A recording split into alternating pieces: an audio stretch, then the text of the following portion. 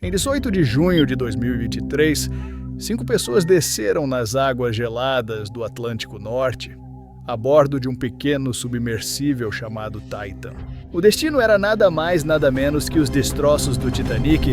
A quase 4.000 metros de profundidade, no entanto, elas mal sabiam que nenhuma delas voltaria. Stockton Rush, formado em Princeton, herdeiro de uma imensa fortuna familiar, casado com uma descendente dos passageiros do Titanic, tinha tudo para viver uma vida confortável e discreta.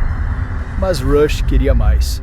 Ele queria ser lembrado como um visionário, um Elon Musk dos oceanos. Em 2009, quando fundou a OceanGate, sua missão parecia nobre: democratizar a exploração marítima. Acessibilidade é propriedade, é o que ele costumava dizer. Para ele, quem controlasse o acesso aos oceanos seria o verdadeiro dono. Inicialmente, a empresa focava em educação científica nas águas de Puget Sound, em Seattle. Mas isso era pequeno demais para as ambições de Rush. Tudo mudou em 2015, quando ele teve uma revelação súbita. Se quisesse chamar a atenção do mundo, precisava de um destino que capturasse a imaginação das pessoas. E que lugar no mundo era mais famoso que os destroços do Titanic? Rush sabia que apenas 3 palavras eram universalmente reconhecidas: Coca-Cola, Deus e Titanic. E era lá que ele faria história. O plano era ambicioso: construir o primeiro submersível de fibra de carbono capaz de levar turistas até o Titanic.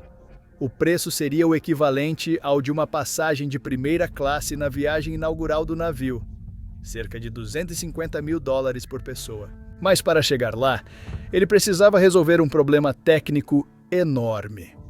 A 4.000 metros de profundidade, a pressão da água é 400 vezes maior que na superfície. Tradicionalmente, submersíveis para essas profundidades eram feitos de titânio ou aço, materiais pesados e caros que exigiam navios gigantescos para a operação. Rush tinha uma ideia diferente: usar fibra de carbono.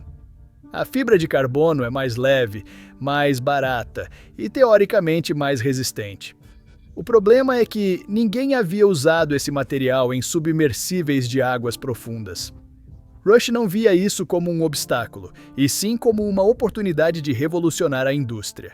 Em 2013, ele estabeleceu parceria com o Laboratório de Física Aplicada da Universidade de Washington e, posteriormente, com engenheiros da Boeing. O projeto era tecnicamente curioso: criar um casco cilíndrico de fibra de carbono com tampas de titânio nas extremidades. Um design híbrido que nunca havia sido testado em profundidades extremas. Mas logo nos primeiros testes, os problemas começam a aparecer. Os modelos em escala implodiam consistentemente. Um teste de pressão chegou apenas a 2.760 metros de equivalência antes de falhar catastroficamente. O problema é que o Titanic estava a 3.800 metros. Por causa disso, os engenheiros da Boeing ficaram tão preocupados que criaram um documento de 70 páginas alertando sobre os riscos, incluindo uma caveira com ossos cruzados, marcando a profundidade de 4.000 metros como zona de perigo extremo. Apesar do relatório, Rush ignorou os avisos. Para ele, os engenheiros eram conservadores demais e presos a métodos antigos. Na visão dele, ele estava fazendo algo revolucionário, algo fora da caixa. Quando a Boeing se afasta do projeto, ele simplesmente contrata sua própria equipe de engenheiros, muitos deles recém-formados, sem experiência em submersíveis. Dentro da OceanGate, estabeleceu-se rapidamente uma cultura pesada. Rush era o dono absoluto das decisões, e qualquer questionamento era visto como insubordinação. Funcionários relatavam que ele os repreendia publicamente, criando um ambiente onde ninguém ousava discordar. Tony Nissen, contratado como diretor de engenharia em 2016, descobriu isso da pior forma. Mesmo ocupando um cargo de liderança, suas decisões técnicas eram constantemente questionadas por Rush. Mas foi David Lockridge, diretor de operações marítimas, quem teve a coragem de confrontá-lo diretamente. Lockridge era um veterano da Marinha Real Britânica com mais de 20 anos de experiência em submersíveis. Quando viu o Titan sendo construído, ele ficou horrorizado. O casco de fibra de carbono parecia cheio de falhas, como um queijo suíço para quem entendia do assunto. Dava para ver poros, partes descoladas e buracos. Para piorar, Rush decidiu que o submersível não precisava de certificação externa, algo comum na indústria para garantir que uma empresa independente confirme a segurança do veículo. Em janeiro de 2018, Lockridge conduziu uma inspeção completa do Titan e escreveu um relatório devastador. O documento alertava que o casco não atendia às exigências de segurança e que mergulhos tripulados eram altamente perigosos. Ele recomendava que o submersível fosse testado sem pessoas a bordo, conectado à superfície por cabos de segurança. Rush não gostou do relatório e, por causa disso, em 19 de janeiro de 2018, convocou uma reunião que foi gravada em áudio. Isso é o total oposto do que todo mundo diz, que a fibra de carbono não aguenta a compressão. Eles só falam merda, eu provei que eles só falam merda. Esse projeto levou 8 anos e eu sei do que estou falando. Tá bom? Tá. Continua. Em relação a você embarcar no submersível, eu sou totalmente contra. Eu entendo. Devíamos analisar melhor o submarino. Com tudo que é experimental, o que você está, sei que essa é a sua preocupação, e uma análise não anula os problemas de segurança para começar. Em segundo lugar, é assim que vai ser. Ponto final. Então é isso, eu analisei tudo. Você definiu um programa de testes muito incremental. Ele não vai chegar perfeito a 3.100 metros e implodir a 3.200 metros. Isso não vai acontecer. E eu aposto minha vida que isso não vai acontecer. O que se seguiu foi um confronto épico entre visão comercial e responsabilidade técnica. Rush estava irritado e dizia que todos os outros estavam errados. Acreditava que a fibra de carbono não era boa para aguentar pressão, mas afirmava que tinha provas de que seu projeto funcionava, já que vinha sendo desenvolvido havia 8 anos. Rush não aceitou a sugestão e deixou claro que só queria na empresa pessoas que concordassem com suas ideias, já que estavam tentando inovar. A reunião terminou com a demissão de Lockridge. Depois disso, Rush ainda o ameaçou, dizendo que não seria nada gastar $50 mil para destruir a vida de alguém. Quando Lockridge denunciou a empresa aos órgãos de segurança, a OceanGate entrou com um processo contra ele, tentando calá-lo com uma disputa judicial longa e cara. A atitude de Rush deixou uma mensagem clara para os demais funcionários. Quem discordasse dele sofreria as consequências. E por causa disso, o clima de medo na empresa foi instaurado. Apesar dos problemas, a OceanGate seguiu em frente. O primeiro casco de fibra de carbono foi completado, mas logo desenvolveu rachaduras durante testes. Em 2019, a empresa foi forçada a construir um segundo casco. Um processo que custou milhões de dólares e atrasou as operações. Em abril de 2019, durante um teste com Carl Stanley, especialista em submersíveis, o Titan fez barulhos estranhos enquanto descia. Se você está ouvindo, ou o seu sistema de monitoramento acústico está mostrando picos, o casco está quebrando. A ideia era não ouvir mais nada, porque se não está quebrando, está intacto. Stanley mandou um e-mail para Rush, dizendo que os sons não pareciam normais e que poderia acontecer uma falha grave. Rush não deu atenção ao aviso. Para ele, os ruídos faziam parte do processo natural de adaptação do casco de fibra de carbono. Ele havia criado um sistema que, em teoria, detectaria rachaduras nas fibras e avisaria a tripulação antes de algo pior acontecer. Mas, na prática, o sistema só mostrava que o casco estava se desgastando mais a cada mergulho. Em 2021, contra todas as expectativas, o Titan chegou ao Titanic. Foi um momento de euforia para Rush e sua equipe. Finalmente, após anos de desenvolvimento e milhões investidos, Eles haviam provado que um submersível de fibra de carbono podia alcançar as profundezas extremas.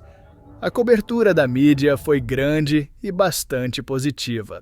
Rush apareceu em programas de televisão, jornais internacionais cobriram a expedição e novos clientes começaram a se interessar. Paul-Henri Nargeolet, o maior especialista mundial em mergulhos ao Titanic, com 37 visitas anteriores aos destroços, juntou-se às expedições como consultor, emprestando credibilidade à operação. Mas o sucesso inicial mascarava problemas graves. De 25 mergulhos planejados ao longo de 2 temporadas, apenas 9 foram completados. Falhas técnicas, problemas climáticos e cancelamentos eram constantes. E pior ainda, a cada mergulho, o sistema de monitoramento mostrava mais fibras se rompendo no casco. Em 2022, durante o mergulho de número 80, ocorreu um incidente significativo. Scott Griffith, que estava pilotando, ouviu um estouro alto durante a subida. Não foi algo sutil, mas um barulho que chamou a atenção de todos a bordo.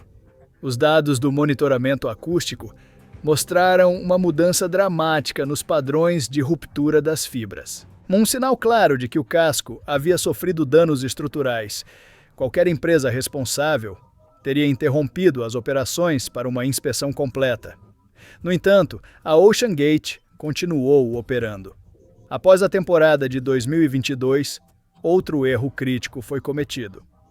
Contra as recomendações dos engenheiros, o Titã foi deixado no cais em São João da Terra Nova, no Canadá, durante o inverno rigoroso. O casco de fibra de carbono não podia ser exposto a temperaturas abaixo de 0, especialmente se houvesse umidade interna que pudesse congelar e expandir, causando ainda mais danos às fibras. Vários engenheiros pediram que o submersível fosse trazido de volta para Everett, para inspeção e manutenção adequada. No entanto, Rush recusa e alega que o custo era proibitivo. Como a empresa estava com problemas financeiros, cada dólar economizado importava mais que a segurança. Durante esse período, mais funcionários-chave deixaram a empresa, entre eles Amber Bay, que havia trabalhado na construção do segundo casco, pedindo demissão após ver que um modelo em escala havia falhado a 3.000 metros, bem menos que a profundidade do Titanic. Ela havia questionado como podiam continuar construindo o casco em tamanho real após essa falha. Mas assim como as outras vezes, suas preocupações foram ignoradas. A temporada de 2023 começa mal. As primeiras 4 tentativas de mergulho foram canceladas por problemas técnicos ou clima adverso. A pressão sobre Rush era enorme, pois a empresa precisava de sucesso para continuar atraindo clientes e investidores. Em junho, um criador chamado Jake Coiler estava a bordo como especialista da missão. Um termo que a OceanGate usava para evitar chamar os clientes de passageiros, contornando assim certas regulamentações de segurança. Coiler notou que o Titan parecia improvisado, com o que ele chama de fibra de vidro levantada, e uma aparência geral de algo feito às pressas. Durante sua tentativa de mergulho, Coiler ficou no submersível por algumas horas antes que fosse cancelado devido ao clima, e notou condensação formando gotículas dentro do casco e que seus pés ficaram gelados.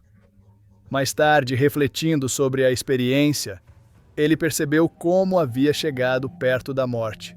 Em 18 de junho de 2023, Rush finalmente teve sua chance de voltar ao Titanic. A bordo estavam 4 passageiros pagantes Hamish Harding, um bilionário britânico da aviação de 58 anos, Shahzada Dawood, empresário paquistanês, e seu filho Suleiman, de 19 anos, e finalmente Paul-Henri Nargeolet, o próprio Sr. Titanic, pois já estava fazendo sua 38ª viagem aos destroços. O que ele não sabia é que esta seria a última. As comunicações foram normais durante a primeira hora e meia de descida. O Titan enviou mensagens regulares para o navio de apoio Polar Prince, relatando sua profundidade e status. Então, às 10 horas e 47 minutos, as comunicações cessam abruptamente. O que aconteceu nos minutos seguintes foi registrado por um gravador subaquático a 1.450 quilômetros de distância. 16 minutos após a última comunicação, o equipamento detectou um barulho inesperado, o som de uma implosão catastrófica. O casco de fibra de carbono, enfraquecido por anos de ciclos de pressão, havia cedido. A falha foi instantânea e total, e, em uma fração de segundo, o Titan foi esmagado pela pressão da água, levando a vida de todos os ocupantes instantaneamente. Na superfície, a equipe da OceanGate demorou horas para soar o alarme. E quando finalmente o fizeram, começou uma das maiores operações de busca e salvamento da história marítima. Por 5 dias, o mundo assistiu com esperança enquanto navios da Guarda Costeira americana e canadense vasculhavam o oceano. Na mídia, contadores regressivos mostravam o ar restante no submersível, assumindo que a tripulação ainda estava viva, e famílias dos desaparecidos viveram dias de agonia, agarrando-se à esperança de um resgate. Em 22 de junho, pedaços do Titan foram encontrados no fundo do oceano, perto dos destroços do Titanic. A implosão foi tão forte que só sobraram fragmentos. Partes como a cúpula de fibra de vidro, o fundo do casco e outros componentes estavam espalhados pelo chão do mar. Depois, a investigação mostrou o quanto a empresa foi descuidada. E-mails internos revelaram que os funcionários avisaram várias vezes sobre falhas de segurança e os testes não davam certo. Especialistas de fora também alertaram, mas foram ignorados e 5 anos antes, David Lockridge já tinha tentado evitar essa tragédia. A história do Titã não é apenas sobre um acidente, é sobre como a arrogância, a ganância e a cultura corporativa pesada podem levar à morte de pessoas inocentes. Stockton Rush conseguiu o que queria. Tornou-se famoso, mas sua fama veio ao custo de 5 vidas, incluindo a sua própria. A OceanGate fechou as portas, mas o dano já está feito. David Lockridge, que tentou evitar a tragédia e foi calado por isso, resumiu a situação com revolta. Ninguém fez nada mesmo com os alertas. Sua briga na justiça contra a empresa durou anos, custou caro e quase arruinou sua vida. Mas ele nunca parou de tentar alertar sobre os riscos. A investigação oficial da Guarda Costeira dos Estados Unidos ainda está em andamento, mas o que se sabe já é suficiente. A implosão do Titan não foi um acidente inesperado, e sim, o resultado direto de anos de escolhas erradas. 2 navios separados por mais de 100 anos, mas ligados por tragédias causadas pela confiança exagerada nas próprias ideias. A história mostra que, mesmo com toda a tecnologia atual, ainda repetimos os mesmos erros do passado. A diferença é que, desta vez, os avisos vieram antes e foram ignorados. A história do Titan não é apenas sobre um acidente. É sobre como a arrogância, a ganância e a cultura corporativa pesada podem levar à morte de pessoas inocentes. Stockton Rush conseguiu o que queria. Tornou-se famoso. Mas sua fama veio ao custo de 5 vidas, incluindo a sua própria. A OceanGate fechou as portas, mas o dano já está feito. David Lockridge, que tentou evitar a tragédia e foi calado por isso, resumiu a situação com revolta. Ninguém fez nada, mesmo com os alertas. Sua briga na justiça contra a empresa durou anos, custou caro e quase arruinou sua vida. Mas ele nunca parou de tentar alertar sobre os riscos. A investigação oficial da Guarda Costeira dos Estados Unidos ainda está em andamento, mas o que se sabe já é suficiente. A implosão do Titan não foi um acidente inesperado, e sim o resultado direto de anos de escolhas erradas. 2 navios separados por mais de 100 anos, mas ligados por tragédias causadas pela confiança exagerada nas próprias ideias. A história mostra que, mesmo com toda a tecnologia atual, ainda repetimos os mesmos erros do passado. A diferença é que desta vez os avisos vieram antes e foram ignorados.